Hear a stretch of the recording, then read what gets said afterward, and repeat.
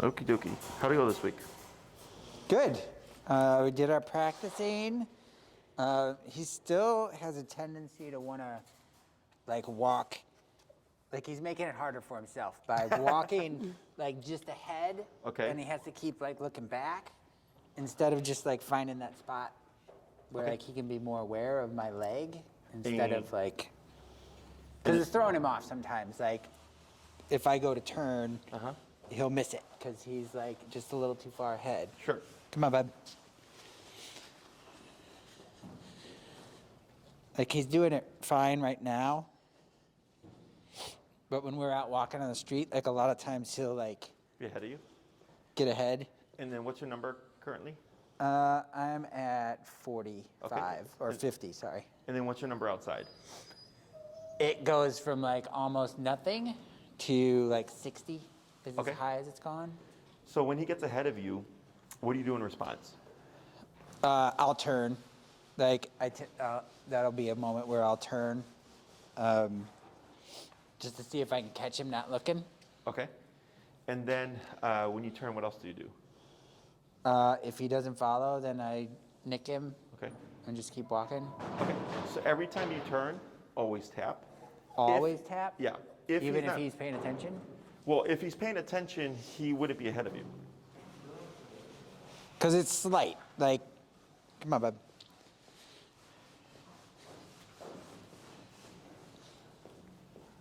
Yeah, he's not really doing it now. Yeah, I know what you're talking about. He's forging, just a wee bit where it's just his shoulders past. Yeah. So what can happen is you're correct. You're recognizing he's ahead of you. You're recognizing that you should turn and that you should tap. But sometimes what can happen is you turn and the dog turns too.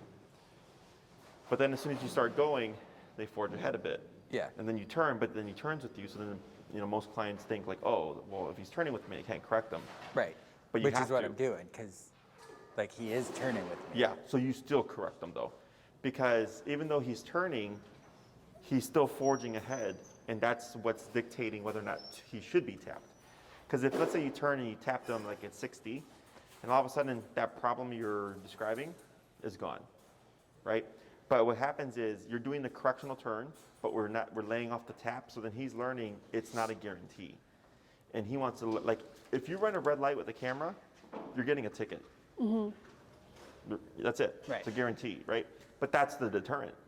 Is I better stop at this red light because I know there's a camera here because I don't want that ticket because it's a guarantee. Same thing for this guy. So you're saying if he's leading, turn and nick him. Always. No matter what. Correct. Now, what can happen is you might find where you're turning and nicking and he'll keep forging. So then we have to play with the number. So I think last time in here, it was was it 45, 70-ish? We were around 45. 45? Yeah.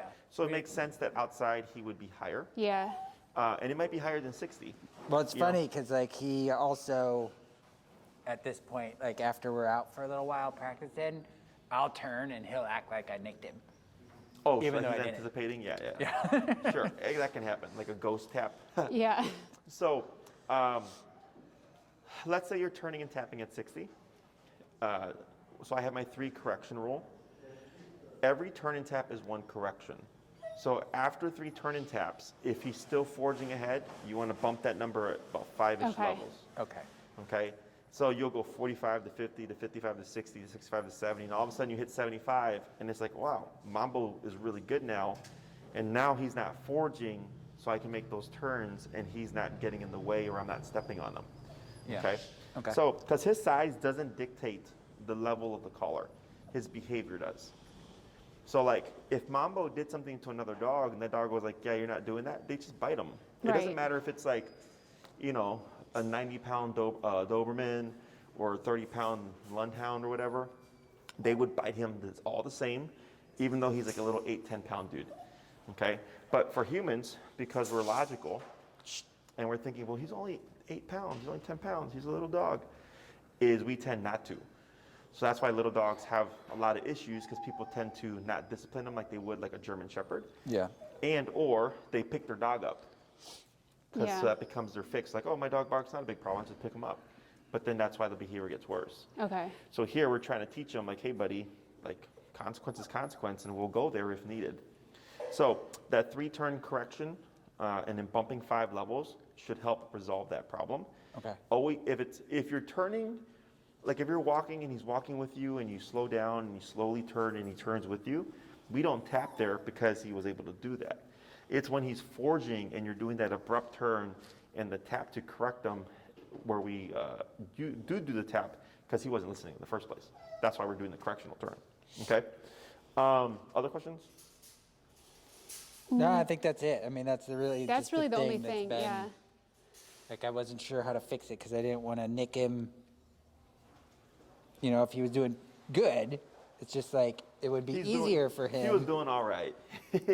Doing good would be Jesse. He was at my side always. Yeah. Slowed down. He'd stop with me. That's good. We tend to give leniency. Yeah. Happens all the time. I mean, he's definitely not like 100%. Like, it's And with him too, like Yeah, up some until, you know, the last class, like he never went for walks because we have a fenced in backyard and he can't deal with walks usually. Like he's a hot mess and he's not a hot mess, at least like. he's fine. Like, he'll Yeah, walk so past for other us, like, dogs, people. Even doing what He's, he's like, doing is like totally a major, major improvement. We So, had people over Saturday night. He was there. We could never do that before without like locking him up. He was fine. Yeah. He, yeah, he's been doing really good. Excellent. So with the walking, reactivity stuff has been good. No lunging with people or dogs. He's still doing I mean, fence fighting. like a little. Doing what? Fence fighting with the neighbor dogs, Okay. that's still happening. Yeah, so with the fence fighting now, we have that. What else do we have that you still see that he's doing? The other thing he did, so if we do have people over, which is, we usually don't have him there if that's the case, but when we do, when they get up to leave, or even if it's not an abrupt, like I'm getting up right now, but he senses when people are leaving and he like kind of loses his mind. And he had been really good on Saturday, and then a girlfriend stayed till Sunday morning. She was going to leave and he lost it and just like went crazy on her. So like, that was, but those are the 2 worst things I'd say we've seen in the last week. Okay, for the fence fighting, collar on or off? On. On. And because I think last week you said you had already started correcting it, and I think you were like at 40 something. Yeah. I was at 60 today, and it was barely like he would stop for a second, and then he'd go back. Yep. I mean, those other dogs are provoking it too, but like. Yeah, so that's gonna make it a little bit harder. And then what happened? I finally just went up to like grab him away because it was like So getting you crazy. stopped at 60. Yeah. Keep going. Okay. You got 40. You got 40 more levels. Okay. Okay. Okay. So again, he's a small dog. So because with this collar, remember it's just a muscle contraction. You're not gonna kill him. You're not gonna hurt him physically, physiologically, emotionally, or mentally. He already doesn't like the other dog across the fence, right? So you're not making anything worse. So don't worry about that part. Remember, his size does not dictate the consequence. Well, we don't want him not to like them though. Is he Right, gonna but be- it's different when it's inside the fence. So you could have, to give you an example, had a client's dog, used to play with the neighbor's dog, 100 times, okay? Then one day they opened the door to let their dog to go potty, but the neighbor's dog had snuck into the yard. They didn't know this. Their dog attacked the neighbor's dog. So they go, Jesse, they've played 100 times. What happened? I go, because imagine one day you wake up and you see your best friend in your living room at 1 a.m. You're not gonna feel weird about that, Yeah. right? So in that case, the dog ran out and was like, yo, this is out the norm. Because there's usually like a ritual, bringing the dog over, their dog going to the other dog's yard, right? There's like people around. Dog ran out and goes, hey, what are you doing in our yard? Goes into self-defense mode, attack the dog, okay? Same thing happened to the wife's grandpa. Had met several times. And then he had walked in the yard and he let the dog out. And he was coming in from the garage, bit the grandpa. And I said, yeah, it's the same process. The dog just goes, whoa, you normally come into the front door and mom or dad open the door and let you in. So here for Mambo, the fence fighting thing is isolated. You could have Mambo and that dog meet outside and they could be completely fine. But as soon as you put them in the yards, fence fighting, okay? Because of the boundary, dogs are very primal. People don't understand it. You know, you're like, but dude, you've seen that, you play with that dog, or, you know, that dog's been here for like the past 3 years. Dogs don't think that way. They're very instinctual. The moment he sees that dog and he's in the backyard on the fence, he's going to go into that mode.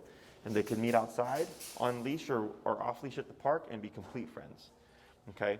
So correcting him in the yard really wouldn't have any impact outside. He might be a little kind of apprehensive, like, okay, last time I saw you, I got remoted, but it's context-based. Does that make sense? Yep. So otherwise, also the other thing is you're not coming at 100. You're going 60, 65, 70, 75, okay? So by going in that slow incline, you're not like traumatizing. Even if you end up at 100, the fact that you go 60, 65, 70, 75, 80 to 100 is he feels it. And he's making the conscious decision of like, screw this, I'm gonna keep doing this. So if you do get to 100, he's like, all right, well I had, had 40 levels to have stopped this sooner. Does that make sense? Mm-hmm. Yeah. Most people think when we come in with the aggressive responses, we just slam the dog. And I go, no. We always work low, we work our way up. Because I want the dog to take the hit, process the hit, and think to themselves, oh, this is happening because I'm doing this. As opposed to just a shock to the system where the dog panics and they're like, what the hell was that for? Because it was so abrupt, it was so harsh. Yeah. Okay, so 60, 65, 70, 75, the 3-tap rule, tap, tap, tap, 65, tap, tap, tap, 70, tap, tap, tap, 75. You just keep Do doing you it. ever use the continuous for anything? If we do continuous, it would be you hit 100, you're tapping, he's still going. Okay, so then what you do is you go down and probably going down to like 40s, 30s, continuous, 1, 2, 3, 45. Continuous, 1, 2, 3, 50.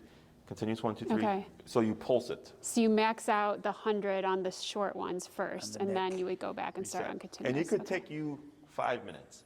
I have a case right now, super extreme human reactivity. We were at 127, and I was for like 3 minutes straight before he finally backed off. Wow. But then after he backed off, his name's Doug, if you want to see the video. Lessons 1 through 4 are up. Lesson 3 is similar. Lesson 5 isn't up yet, and that's the one where it's like continuous on 127. And you just hear him shrieking, and he's just trying to go after me. But eventually, it wears out. You can only be pissed off for so long. That he started to feel the collar, and then you see him jump back. And then I dip down on the collar, and then I'm finessing it the rest of the way. But it's the same thing here, is if he were to override 100, you would go down low, 30, pulse 3 seconds, 35, you pulse it 3 seconds, 40, and you just slowly work your way up. Okay. Eventually, you're gonna see him jump back. Okay, once he jumps back, you lay off. What are you gonna do next? If he jumps forward and barks again, I wouldn't go to continuous, I'd go to nick. Because now you've overrode the brain. It should be receptive to the nick now. Because now you have to make him back off. Now, I don't think you're gonna see that, but in case you do, that's how it works. With no help, he has to consciously decide, I'm gonna pull away from this fight. Okay, and then there you can start nitpicking at him. If he overrides 100 continuous, that's because this collar isn't enough output. Because this is a super baby collar. Okay, again, I don't expect it, but this is where like the 280C, the one that has the LED, it's more output. So that one is like, okay, I'm not worried about a little guy like him overriding it. But I've seen some crazy stuff in 10 years of dog training. I had a little French bulldog like that who was so aggressive. He was on a collar for a 70-pound dog and over, and he was still crazy. Oh, wow. We toned him down, but he was still crazy even with the high-powered collar. Wow. Because his intensity was so high. So, but that's the stuff that people don't think about. So he might really be into that fence fighting where he's just, like you said, like gone. Potentially he could override it, but I think you'll be fine. You got 40 more levels to go, and then you still have continuous. Eventually, so what he does now, so when I open the door for him to go outside, he rockets out and like straight to, like that's what's on his mind is to go straight to that fence. Is that with like this correction and stuff, will that eventually go away where he won't want to go fence fighting right away? Depends. Okay. So one thing would be, now that you noticed that and you brought that up, you can start the correction process right there. Okay. So when you go to open the door, is he like, Yeah, he'll like run right out, yeah. okay, but is he really pushing by the crack of the door to try to go out? Or does he hang back and wait for you to open it? If we make him hang back, like if we really make him, then he will. But he's really, when he knows he's going outside, because we put the collar on and he knows that's happening, he's like, get me out there, like right away. So what you can try, because the other part of the problem is the intensity. Is he's already going out on 10, so when he sees that dog, he's going at 20. Yeah. Pop him on his leash, step on the leash, go to open it. He's going to try to go. Let him cross the threshold. Give him enough leash to get across the threshold. And then 15, 20, 25, 30, until you see him back into the threshold, okay, back into the house. Close your door. This is no words, okay? Open your door again. He tries it, remote him to back him off. Close the door, open it, until you start to see him hang back, okay? So you're gonna open and close it, walk away, come back 30 minutes later, try it again. Step on the leash, go to open it, he tries to go through, pop, pop, pop, back him off, and what you're teaching him is, when this door opens, it's not a guarantee that you're gonna get to go through. So it helps de-intensify the dog before they get outside.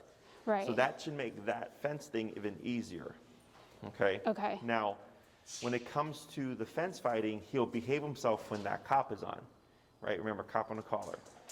So if you take him out without that collar and that dog decides to start barking on the fence, he's probably gonna trigger because now we have a stimuli. Yeah. If that dog was a simple old dog that's just chilled and like walked outside and stuff, I would say, yeah, at some point I would think he would get over it because that dog's not giving any energy back. But if that dog is talking crap to him, he's like, well, I'm gonna talk crap right back, okay? Yeah. So that's gonna trigger him. The last thing that you can do is use a bonker. Did we talk about a bonker? Mm-mm. So the guest thing, when she was leaving and stuff, so one thing would be, if you're gonna do e-collar, whenever someone is around, anticipate at some point he's gonna have a problem, okay? And have the collar, like here in this case, he was fine the first part, but then the next day, probably got caught off guard or something, he triggered, right? So then maybe the next morning, if you have a guest stay over, have him collared up. He probably didn't even know she was in the house. Yeah. Well, he was hanging out with her though for a little while, a little bit before she went to leave. Before she went to leave, and then he triggered. Yeah. Yeah. So then you just want to assume these things, so that we can either catch him with the e-collar, or so the bonker is just a rolled up towel. Okay, it's a rolled up towel. Take rubber bands or hair bands to help keep its shape, so it's a cylinder-like object. Okay. And I usually recommend that people make 2 to 3 of them. And you can use this for the back door thing. If he's too intense, you literally bonk the dog. Okay, and I have 3 videos that I can send you. How to make one, how to use one, and a trainer actively using a bonker.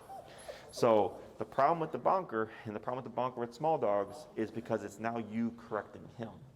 Okay, so the pro of an e-collar is it's non-confrontational. It's at the press of a button.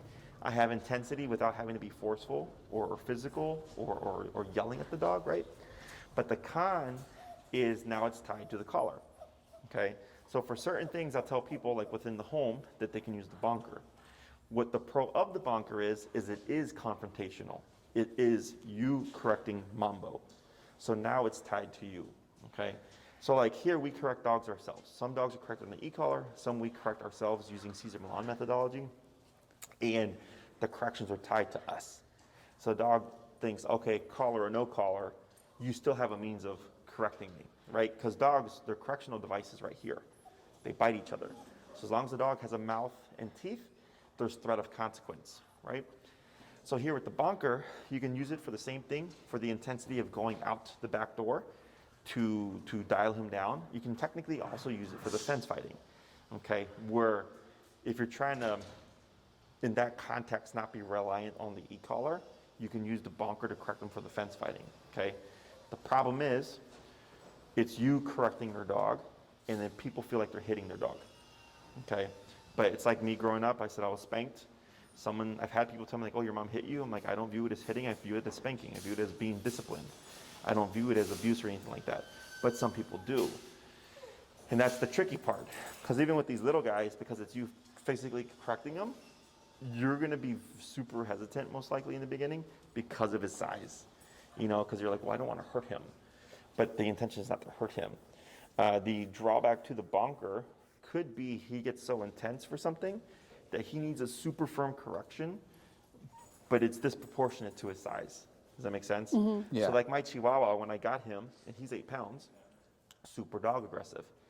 He would jump and lunge and bark and all that stuff, and I had him on a prong collar, and I would correct him with the prong collar, and he would go spinning. But then he'd go right back to being reactive again. And it would take about 3 firm corrections before he would stop. And people would look at me and they're like, what are you doing to your dog? I'm like, I'm correcting him. They're like, oh my God, like, but he's spinning. And I go, yeah, but he's still going. You know? So I was, because I was a dog trainer, was willing to correct and correct and correct, despite how it looked. Because I know that leash reactivity and aggression is not healthy. But people do things with how they feel, as opposed to what's good for the dog. Does that make sense? Yeah. So that's another option. And you can use it in the house. You can use it for you can use Bonker for anything you want to stop. Like, let's say, for instance, you're walking with him, your friend walks out, he just flips. Pff, cut the crap. That's all it is. Just cut the crap. Because you're not always going to have the e-collar on. What do you do with it? You hit him or you throw it or? You can either throw it near them. Some people will whack them themselves or throw it at them. And in the video, you'll see the trainer actively correcting a dog with it. Okay? So it's like a 4 or 5 month old boxer puppy. And he's sitting down, cross-legged. The boxer puppy gets all up in his face. And then he corrects the puppy himself. And you see the puppy back off. And he comes back. And then you look, it's very submissive, it's very cautious. But someone might look at the dog and go, oh, that dog looks scared. But it's not, it's caution. Because if you do not cause caution, the behavior is not going to change. So for us, if we see a squad car, we go the speed limit, we slow down, we stop, right? We obey all the traffic laws. As soon as the squad car is gone, we go back to what we normally do. That's caution. Same thing for this guy. Right now, he's learning caution with the collar on. When you walk him on a walk and all that stuff, you have your collar on, because that's all obedience mode.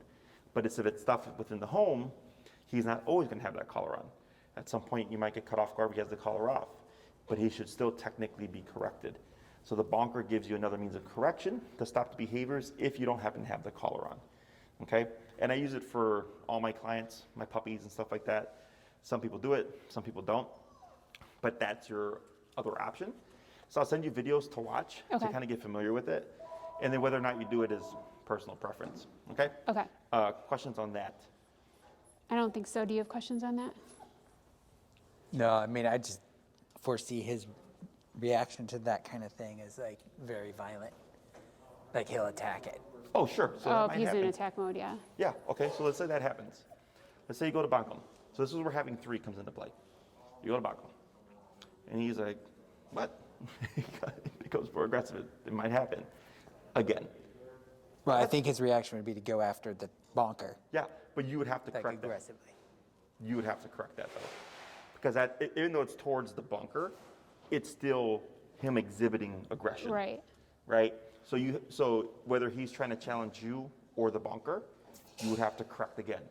He goes for the next one, you correct again, you pick up the other 2, again. Until eventually, he's going to go, whoa. He's going to back off. The most common thing that people see, in your case, you might go after the Bonker, which is fine, is the dog thinks it's a toy. So they'll throw it, and the dog will pick it up and then run with it. So me growing up, when I turned like 13, 14, Pierre, my mom tried to spank me.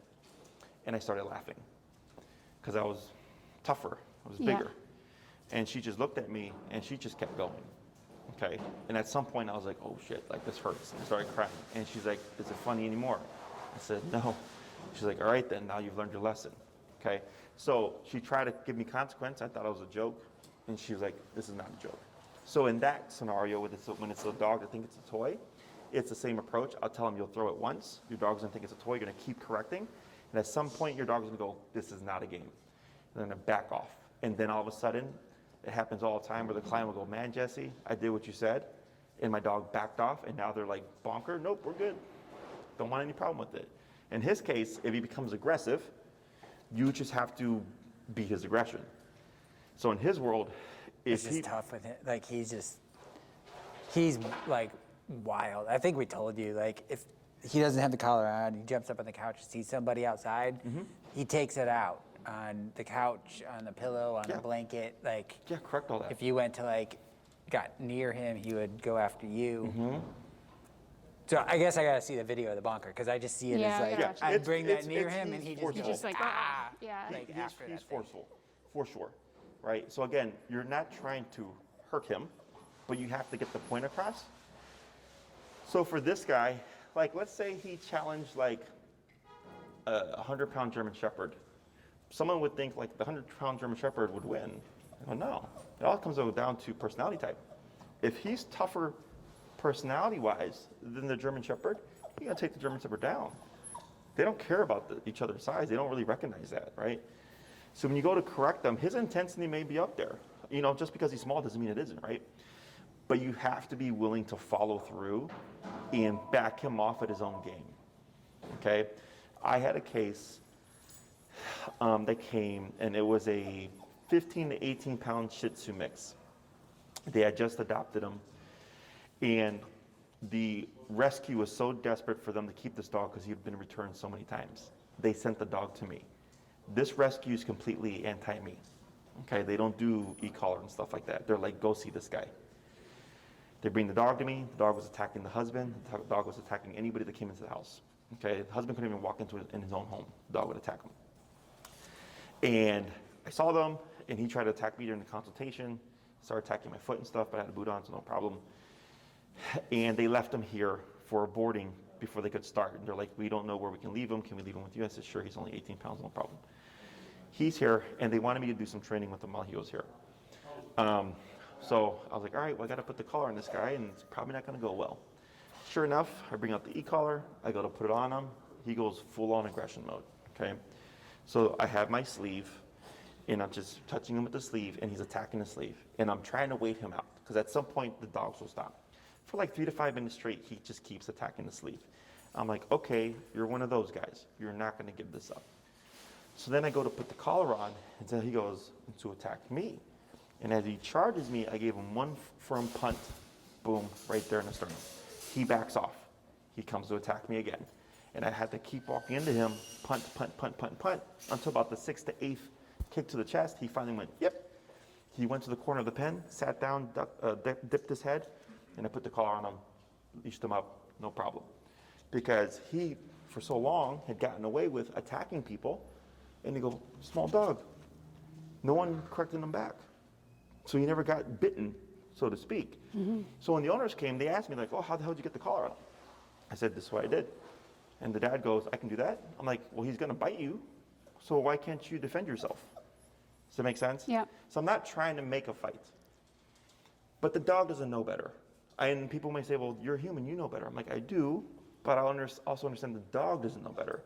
And if I tried this other non-threatening way first with the sleeve and like let him get out the system to see if there's another means of going, like avoiding the conflict, and that didn't work, I go, all right, then it's just gonna have to be the hard way, right? But then after that, they actually adopted him because of what I did. So he was able to get better, yeah. Yeah, because they were like, hey, we want to keep this dog, but this is a problem. He had been returned numerous times to the rescue, and I was like, they're so desperate they sent him to me, and they adopted him. Well, that's good. Success story. Yeah, but that's because they did the homework. Right. But most people would be like, oh, but he's a small dog. And they're like, give him treats, give him, trust him and like walk him and stuff. They're like, the guy was like, I can't walk him. I can't even leash my own dog. I can't even walk around in my own house. And I was like, yeah, because no one's corrected him. As soon as they started talking his language, all of a sudden the dog is much better. Okay? So when I come in with these kind of cases, again, like I see the guy and I'm like, he's 80 pounds. But it doesn't change anything. Yeah. So. Well, the only thing I worry about is because he's so tiny. Mm-hmm. Like anything physical with him, I'm afraid I would actually hurt him. No, that is actually true, right? And that's why I said it's going to be difficult because if you correct him physically, he may need the intensity, but the drawback is because he's so small, it could, right? Yeah. So when you do this, or if you do this, you don't have to come in at an extreme, okay? You can come in low and then work your way up. But then once you find that intensity, you have to keep it there, That's why these small guys are so difficult to train, because if they end up needing physical consequence, they're so small, like that is technically a valid concern, right? But that's, who knows? Yeah. He might be super receptive to you throwing it on the ground next to him, and that stops the behavior. You don't even have to make contact. Every case is different. But I'm just letting you know from experience, like I've had small dogs who were like attacking people and stuff, and we had to fix the problem. Yeah. And then that's how we addressed it, you know, because another dog would just have bitten that dog. You know, same thing for this guy. He starts to fight with the wrong dog. They're not going to say, "Oh, buddy, but you're only 8 pounds." You know, I just saw a video the he's other gonna day. get messed up. Yeah. I saw a video the other day of a dog. It was like a split second. Little dog went up to a bigger like shepherdy mix, and like tried to nip at him, and the shepherd just went and like bit him, and like real quick, just one quick split second shake, broke the dog's neck. Dog bled out. Oh. Right. Yeah. That's dog, you know. So here, you have a couple of options. One would be, whenever you take them out to the yard, you can do the collar thing. It's the least invasive, so to speak. I don't think you're going to have an issue overriding them, but I just gave you the information just in case. Yeah. And then two, when people are over, you know, it's very easy to get caught up in like the progress of like, oh wow, like he was great the whole first day. It was the next day it was a problem, right? I still treat it the same. I'm like, if people are over, he's going to be collared up. I'm going to rotate it, and I'm going to have that collar on me. And anytime anybody does something, I'm going to have I'm just aware, not paranoid, so I can catch him. Should he, you know, have That's a definitely moment. what we did when we had people over. Like, Perfect. He was collared up. How and, long like, can I we? had the remote with me the whole time. Yeah. And how long can we keep the collar on him? Really, like. You'll have to call Doctra because this one is different. Okay. The probes on this one aren't the same as a standard collar. The standard collar, it's 2 hours. Okay. The way I've seen this design, in my opinion, I feel like you can leave it on longer, but definitely give Doctra a call because he's the second dog I've had on this collar. I think they said on their website. It said, well, I Like, guess it said max of 10. I like don't 10. know, like, if that's, like, just wondering your opinion, but I guess, yeah, maybe Yeah. we should call them. I mean, it but- definitely give 'em a buzz. seems like it would be comfortable-ish because it's not like the pointed, Yeah. hard. It's like the black kind Yeah. of Yeah, like. it's like curved and smooth. So, from what I've seen of it, I feel like it could be on for a longer period of time. Call Doctor, they should know, and just say, hey, we got an 8-pound dog. He's on this model collar. We know on your other models it's a 2-hour limit, and then you have to rotate. Is there one on this particular model? Okay. And they'll say, yeah, it's 4 hours or 6 hours or Okay. whatever. Otherwise, if they say it's 2 hours, then what you'd have to do is just every 2 hours rotate the collar to a different spot on the neck. Okay. Okay, and that'll prevent the pressure sores. Okay. And it's just from 2 things poking in the neck for a period of time. Yeah. Okay. Question about any of that stuff? So what we have left to work on then is fence reactivity, which you can, try that out. And then the people thing. So what happened when your guest came over? Did he did he trigger it all? Did he bark at all? You were controlling the collar. What were you doing? We kept him kind of like in the back so he could see people coming in, but I Mike was had him sitting on with the him. leash, and I was sitting separate from everybody, like with the leash and the remote. And like they walked in, and he could see them in another room, and he kind of whined or whatever, but like didn't really go nuts. Or Well, anything. we also had him on clonidine though. Right. The vet Oh. behaviorist gave us clonidine for if we had people over. Sure. So he was like on that. Okay. So it was a little like he didn't with the collar on. He was great. Like he didn't react. I like once they were there for a little while and he was crying. Like I walked him into the kitchen and he got to like sniff them, but like he wasn't aggressive or he was calm. And like And they, I'm assuming, ignored him. Yeah, they. yeah, we Yeah, told him that's to fine. like just not. Have you put him on that drug before with people coming over? Yeah. And how do you respond? Kind of the same way. It makes him kind of like sleepy and like just sort of like chill. Which that's how when Sam and Liz came over that time back in the winter, he was Yeah. like that too. So yeah, similar, I guess. He was maybe a little more fired up that time because he didn't have a collar or anything, but Okay. Can you have someone come over and not have him on anything? yeah. Because that'll give you a better read on what he's about. I have a video that I can send you, and then what I can do is send over my guinea pig, Enrique, he didn't hear me, to help you with that inside stuff. Okay. Okay, with people coming in, there's a ritual, so to speak, that we do, where we back the dog off to settle them when the guest comes in, because territorial mode is normal. Like you're having a guest come over at 5:30, he doesn't. and he's already a nervous, kind of suspicious guy as it is. So then when you open the door, other dogs who are social just go, oh, I love people. They just switch. Whereas for him, he's nervous, insecure, suspicious, and you open the door, he's like, well, who are you and why are you coming into our house? So he doesn't flip like other dogs would. So with this exercise, it helps shut down any aggressive type behavior. It helps calm the dog down. So that, because what causes the issues is territorialness, territorial behavior and nervousness. So once you shut that down, we technically shouldn't see anything. So the drug just simply sedates or makes them woozy. Yeah, it's like a this beta drug blocker, is, but it definitely in makes you tired. humans, it's just a blood pressure medication. So it's not like a SSRI. It does nothing with the brain. It just is a physiological, like, to reduce blood pressure. So it's not like Xanax or something like that. So it's not like actually affecting his brain. Interesting. But his response, though, his tail is like kind of like droopy. He's definitely a little bit more like, chill. Gotcha. The only reason we gave it to him too, like we won't if it's like family coming over, which he knows, but this was 8 people that he didn't know. So we were like, that's a lot. So that's why I gave it to him. No, I mean, I get it, more. So if you can have someone come over, no drugs. I just want to see what's he about. Okay. The fence reactivity stuff will give you good insight on the reactivity to people coming inside the home. So I would suggest you get that out the way first, and you're like, okay, he needed AB, right? So that when you have people come over, you have a reference point. And then you would start lower, that 45-ish range, because that's his obedience number, and then work your way up. So the way it would look is you have him on the leash, sitting down. You're not restraining him. You're just doing that. You're just holding the leash. Your guest comes in. He blows up. 45, 50, 65. Your guest stays where they're at. 70, 75, and all of a sudden 80, and he backs up, and then he just sits there, and you just see him shake and salivate or whatever, because it's got to go somewhere. Then your guest comes in, okay? Then your guest can come into maybe the room that you're in and sit down or whatever, and then we see how does this impact him for the rest of the time. So then 2 hours later, your guest gets up, tries to walk away, he triggers, tap him at that 80, whatever that number was that stopped him. Because the reactivity is a nervous response.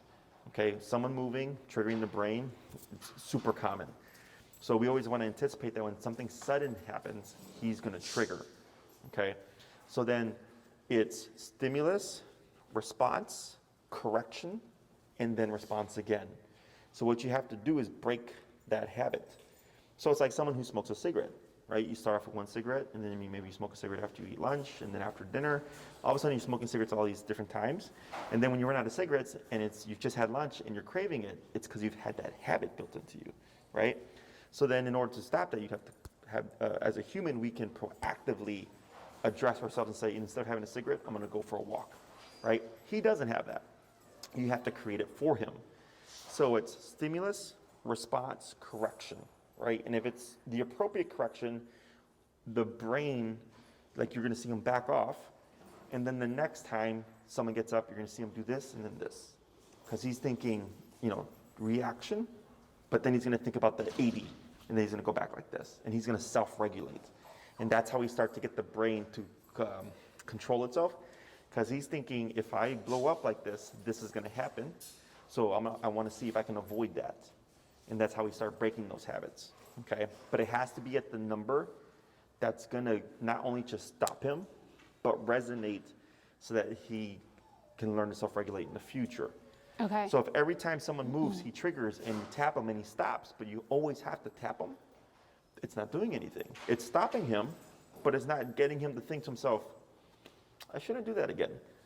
And that's what you're trying to get, right? So like with the fence reactivity, let's say you end up going to 100, and then you correct him on 100, he stops the barking, he backs away, he forgets about the dog, and then the next 10 times you go out there and the dog's out there, he doesn't do anything.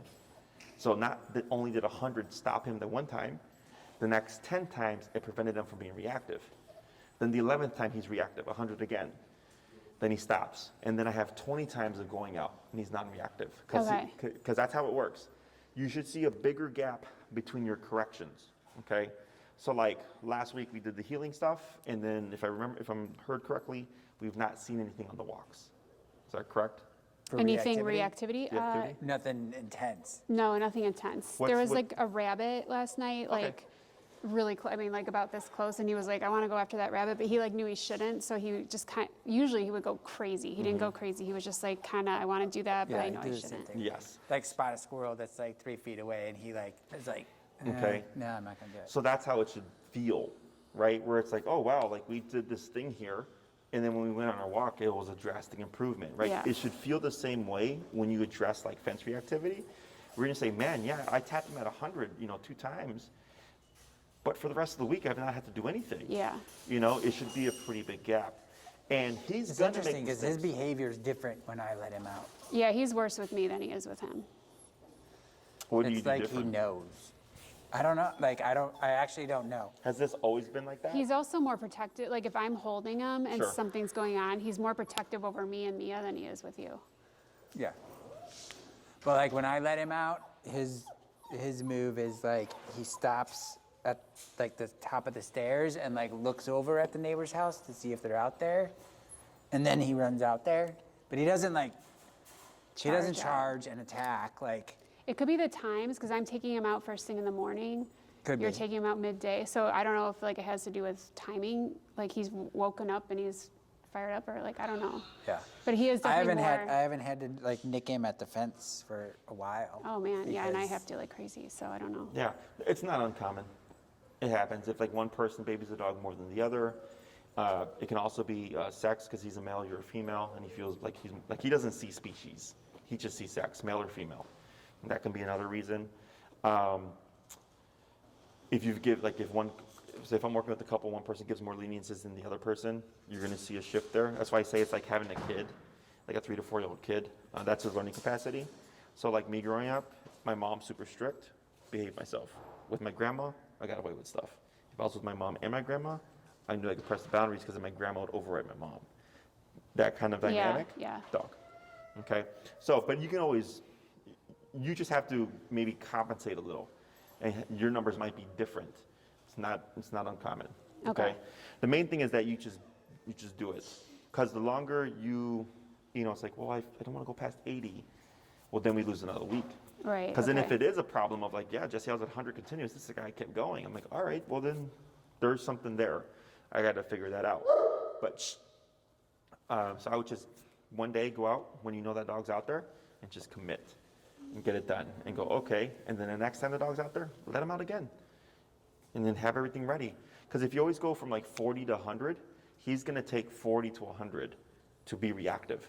So then once you figure out what the number is, the next time you go out, you're already there. So you're stopping him the moment he thinks about it immediately. Okay. Okay, because dogs will take that time between 40 and 100 as you're dialing up to keep being reactive. Dog logic and human logic are not the same. But the first time we try it again, we should still start lower and see what that number is, right? Yes. Because I stopped at 60, so. I would just start at 60. Okay. Okay. Start at 60, or 3 taps, 5 levels. So take your time. That's what that first session is for. Taking your time. Oh, 85 did it. The next time you come out for the yard break or whatever, already at 85. Okay. So the moment he starts running, boom, right there, and you're gonna see, boop, okay, not doing that today. And then okay, cool. And then you should start to not only see him stop, but also progress of like not wanting to do it.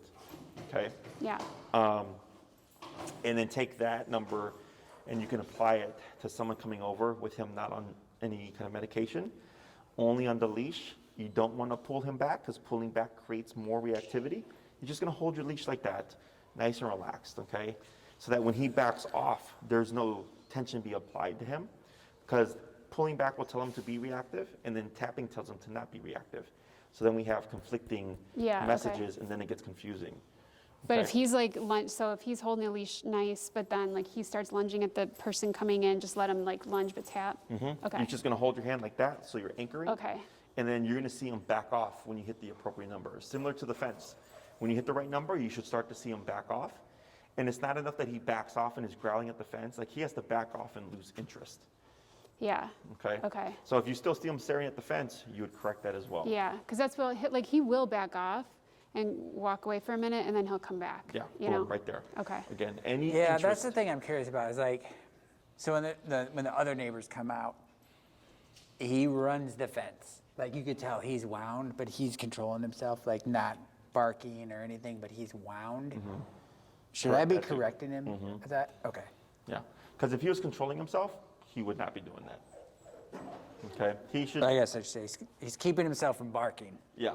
but that's But he's it. still, because he's like like at a just- 4, right? Because it's a degree. Like 10 is the full blown biting the fence, barking, right? And then 4 or 5 is running up and down, but not vocalizing, but the intensity is there. Yeah. You know, so all that stuff. We want no interest at the fence or what's at the other side of the fence. Period. Okay. Because dogs aren't really good at self-regulating unless you're doing it for them. Okay, so if you give them that little bit of even looking at the fence and like pining, it then becomes 2, then becomes 4, and next thing you know, he's biting the fence again. Okay. Other questions? Nope. Okay. When did we start? 5:30. Okay. So let's do a bit of the heel. I want you to start using the word heel now. So the way this is going to work is heel turns everything on. Okay, so last week all we said was break, I believe, right? So break means your job is done. So when you cue the word heel, that tells Mambo now it's time to walk. Okay, so technically going forward, if you don't say heel, he's off the clock to pull and stuff. Okay. Okay. You've said his number has been about 45, 60 on the walk, right? Yep. So For me, instead it's of like 50, 55, yeah. Okay, so instead of starting at 15 and working your way up, you just start at 50, 55 or whatever that number is, heel, and then you're going, okay? So what you're gonna do here is you're just gonna cue the word of heel first, and then you're gonna start walking with your left leg first, okay? Okay. I'm gonna just have you walk back and forth so we can have, start layering that in. Go ahead and heel, Heel. tap, and slow turn, and then slow to a stop. So here, you see how he got ahead of you there? Yep. So go ahead and turn, tap, tap. So if you come to a stop and he forges like that, slow turn, you would immediately pivot, turn, and tap, okay? Okay. And then slow walk, keep forward, and slower, and stop, better. Now here, go ahead and turn so you're facing me, lightly pull up on your leash, and tap, tap, lightly up some more, like that, and now relax. So then when you come to a stop, Mambo should also automatically sit. So what you would do is you would lightly pull up like you did, keeping that upwards tension just enough that he feels it, and tapping slowly to put him in a sitting position, okay? Go ahead and cue heel, left leg. Not having to say sit. Correct. This is supposed to be automatic. Okay. So you're gonna say heel, Heel. left leg.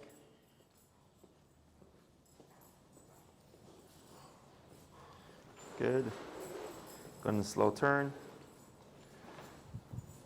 And then slow walk. Slower. And stop. Up. Tap. Wait a moment. Tap. Keep it up. Yep, like that. Tap. Wait a moment. Let's see what he does here. He'll There you do go. it if I say the word. Yeah. So here you want him to do it with the pressure. Okay. Okay. So I'm not going to care how he does it, because the more you do this, it's going to start being easier. Right now he has to figure out what to do just with leash pressure and the tap. So I don't care what he does as long as he ends up in that sitting position. Okay. Heel, left leg. Heel.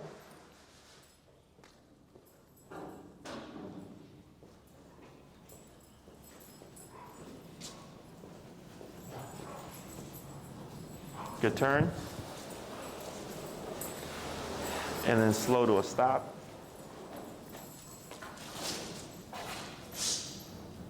Tip. Right, wait a moment. Wait a moment. Tap. Wait a moment. Almost. There, good, Good. and relax, good. Good boy. So you're keeping that Good boy. upwards pressure, and the moment he sits, you let it go, okay? Heel, left leg. Heel. Tap forward. And slow turn. Good.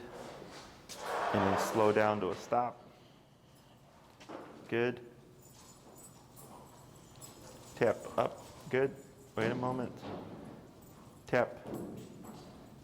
There he goes. And relax. See how that was Good quicker? boy, good boy. One more. Heel. Heel. Good.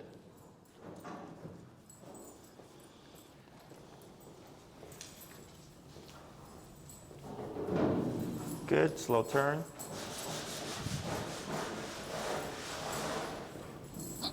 And slow to a stop. Tap. Tap. Tap. Tap. Good boy. Good. Good Let's go boy. and swap handlers.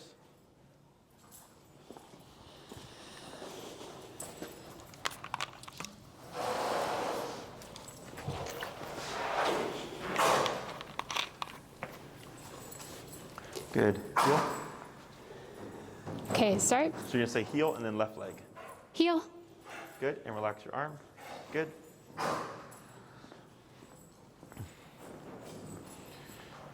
And slow turn.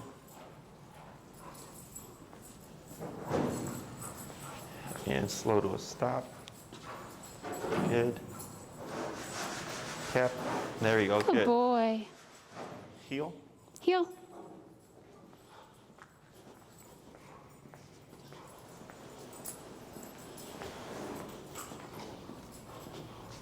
And slow turn. Good turn. And slow to a stop. Good. There you go, and relax. Good. Good boy. Heel.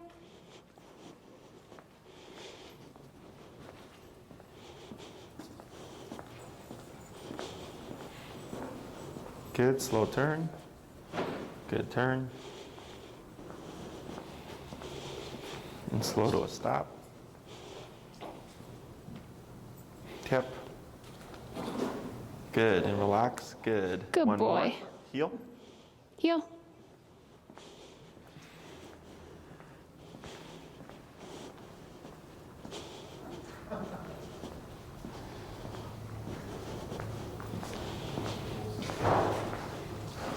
Good turn.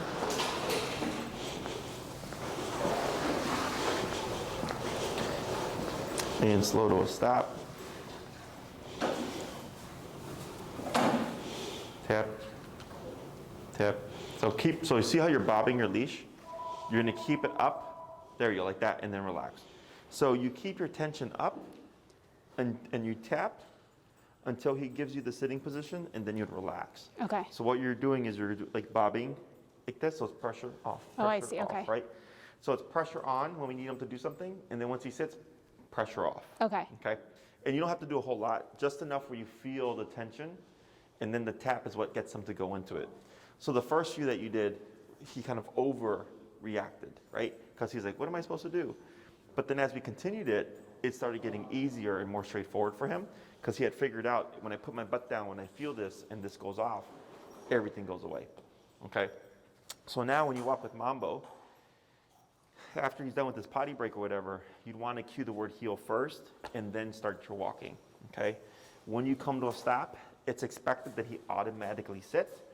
If he doesn't, you would lightly pull up and tap. You wouldn't say sit, Okay. okay? So heel is a package. Walk with me, stay with me, sit when I stop. If you come to a stop and he's still standing and you say sit, he's no longer in the heel, he's in a sit. Okay, so then if you were to walk, technically he's not supposed to move. Okay, so here, this is automatic. If he doesn't sit, I always jump to the pressure. I use every opportunity to use the remote and correct the dog. Okay, and that's what helps all the behavioral stuff too. Because the more strict you are with him, the more he's gonna be cautious of the decisions he makes. Okay, questions about any of that? I can't remember. Are you guys doing 3 or 6 classes? 6. You're doing 6. Oh, for some reason I thought you were doing 3. Oh, yeah, plenty of time then. Okay, cool. So I thought I was trying to get this done in 3 classes. I was like, okay, well, it's this and this and this and this. Okay, cool. All right, great. I got time then. So I'm going to try to cover one more thing before our time is up. Lightly pull up here. And right there, tap, tap, tap, tap, tap. There it is. Now relax. Okay. So here, even if Mambo lays down, you would correct it. Okay. So we typically go, but Jesse, he's not doing anything bad. He's just laying down. I go, right. But he made a decision outside of what we told him. Okay. So you have to think of it as if he can choose to lay down when he wants and to pee when he wants, he can choose to bark when he wants, he can choose what people he likes in his house, right? Little decisions become bigger decisions. So if you give any leniency with these things, he's not going to take you seriously when it comes to other things. Okay. Okay, so that's why we're all this, it's like a bigger picture. People are just like, but Jesse, I don't need my dog to do this. I just need him not to bark at dogs and, you know, attack the fence. I go, well, you need to have structure that you do every day so that when you put rules to these things, the dog goes, okay, like it's rules all across the board. But we tend to only go for the little, not the little, but the only the moments where we need it. But like for us, when it comes to our laws, they're all over the place, right? Mm-hmm. There's not like, okay, we're only going to apply this law at this point because this person was really bad. The laws are always active. Same thing for this guy, okay? So any little infraction, always take advantage of it. Apply your collar. Here, when he laid down, we did more taps outside of the 3-tap rule because the first 2 didn't register. I didn't see any contraction until the 3rd one. And then finally, on the 2nd or 3rd one, after there was connection, he finally popped himself up, okay? So if you come to a stop, Mambo's job is to keep his butt in the ground just like that. And then once you're ready to move, you're going to cue the word heel again, left leg, now we're walking, okay? The reason why we do left leg is because for the dog, they have a wider peripheral range than we do, is that he sees it moving forward, that becomes his visual cue of now we're walking. For the first 2 to 3 weeks, anytime you go from stationary to motion, you will use the word heel because you're conditioning yourself and you're conditioning Mambo to use and listen to this word. Technically, once he knows the cue or has a good concept of it, if I say heel once and I walk and I stop at a stop sign and he automatically sits, we're still in heel. So if I move forward, if I don't say heel, but I move forward with my left leg first, technically I don't have to say it because it's in effect until you say break or if you were to give another kind of command like stay. If you said stay, he would no longer be in a heel, he'd be in a stay. So if I walk away, he shouldn't move. Does that make sense? Yep. So in the beginning, you only say heel when you go from stop to moving. If Mambo gets ahead of you, you wouldn't say heel and turn. You would just turn and tap to correct them. Okay, we only say it once. Unless we come to a stop, then we would say it again to restart the command. Okay? So now when you walk with Mambo, potty break, have your number ready, heel when you're ready. We start walking. At that point, all the rules go into effect. He shouldn't be pulling. He shouldn't be barking or sniffing or staring at squirrels. His job is to be here. I stop. He should automatically put his butt down. And then if I've been walking him for like 20 minutes, he's been doing a great job. I go, you know what, Mambo? I'm going to let you sniff this grass here. Break. He goes over to the grass. Mambo can be Mambo. And then when we're ready, heel, tap, back to his leg. Okay. Okay? Yep. So you have an on switch and you have your off switch. Questions? Nope. No. Alrighty. So for this week, you can start employing the word heel. And then if like you're on your way home and it's like I don't have time to keep him at my side or something to correct him, just say Mambo break. But you always want to say, yep, good. You want to break Mambo when you're stationary. Don't break him as you're moving. Because what will happen is if you break him as you're moving and you're passing by grass, he's going to start assuming that. So you always want to come to a complete stop first, have him automatically sit, wait a few seconds, break. So there's some kind of clear defining line there. And this week for your homework, do the fence thing, figure out what the number is. You can use that in reference to the guest coming over. Don't worry about any interaction, just keeping it short, just like that. Let them jump and bark and all that, and just tap to back them off. And then once you figure all that out, see how he does with the person just being in the space and stuff, walking around. If he triggers, keep that number where it's at for the first time. So if it's 65 to stop him, 65 if he blows up again. Okay. And then let me know. So if you try this stuff and for whatever reason it's an issue, you can't figure it out, shoot me an email, and I can see if I can figure out what's going on. Okay. Okay. And then I'll send you the 3 videos and then the door video. And then we'll coordinate. I'll put you in contact with Enrique, and he'll coordinate with you because he's in charge of his own schedule with doing a home visit if you want to do a more controlled context. Yeah, that'd be with good. Mambo.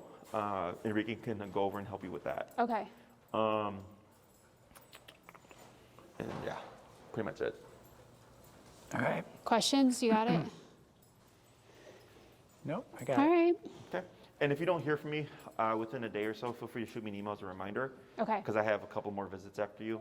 So I might, at the end of the day, just forget. Okay. Yeah, All right, that's I'll fine. try to remember, but I also might forget.